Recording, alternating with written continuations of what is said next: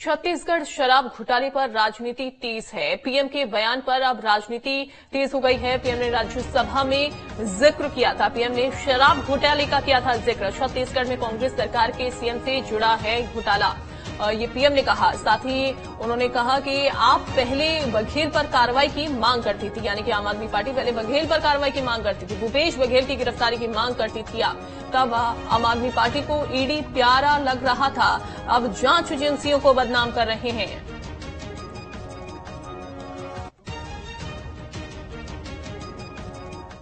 आदरणीय सभापति जी, छत्तीसगढ़ में कांग्रेस सरकार के मुख्यमंत्री के साथ शराब घोटाला जुड़ा।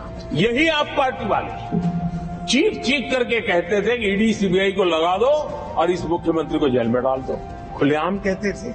और ईडी ये काम करे इसके लिए गुजारिश करते थे। उनको तब ईडी बहुत प्यारा लगता है। ये कैसा दोगलापन चल रहा है। ये लोग दिल्ली में एक मंच पर बैठ करके जांच एजेंसियों पर आरोप लगाते हैं, भ्रष्टाचारियों को बचाने के लिए रैलियां करते हैं।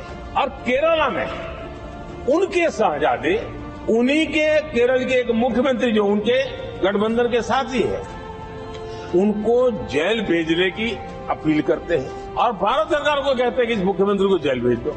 दिल्ली में ईडी सीबीआई की कार्रवाई उस पर हाय तौबा करते हैं और वही लोग उसी एजेंसी से केरल के मुख्यमंत्री को जेल भेजने की बात करते हैं शहजादे। अंकुश हमारे साथ जुड़ गए हैं ज्यादा जानकारी के साथ। अंकुश, राज्यसभा में बयान प्रधानमंत्री नरेंद्र मोदी देते हैं, अब सियासत इसको लेकर गरमाने लगी है। पूर्व मुख्यमंत्री बघेल के ऊपर तंज कसा, साथ ही आम आदमी पार्टी को भी आड़े हाथों उन्होंने लिया शराब घोटाले को लेकर।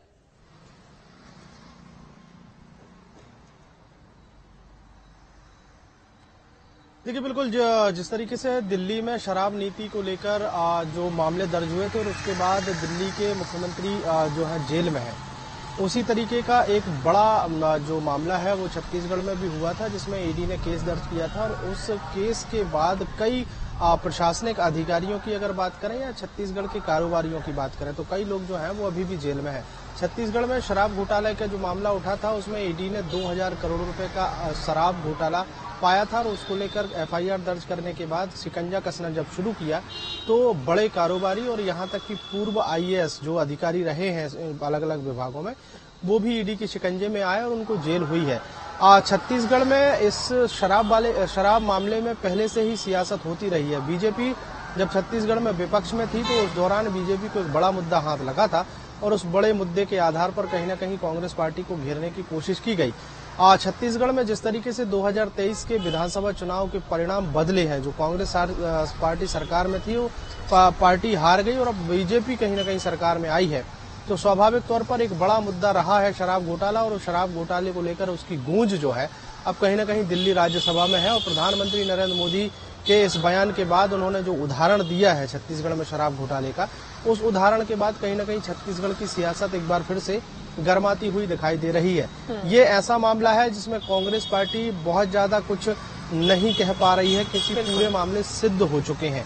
ऐसे में बीजेपी को एक बार फिर से मौका मिला है और बीजेपी हमलावर है। अब देखने लायक होगा कि इस पूरे मामले में और आगे क्या क्या कार्रवाई होती है, क्योंकि बड़ी कार्रवाइयां हुई हैं और बड़ी कार्रवाइयों के तहत कई लोग जो हैं अभी भी इस पूरे मामले में जेल में हैं। हाँ जी, बिल्कुल बिल्कुल, बहुत शुक्रिया आपका अंकुश जानकारी देने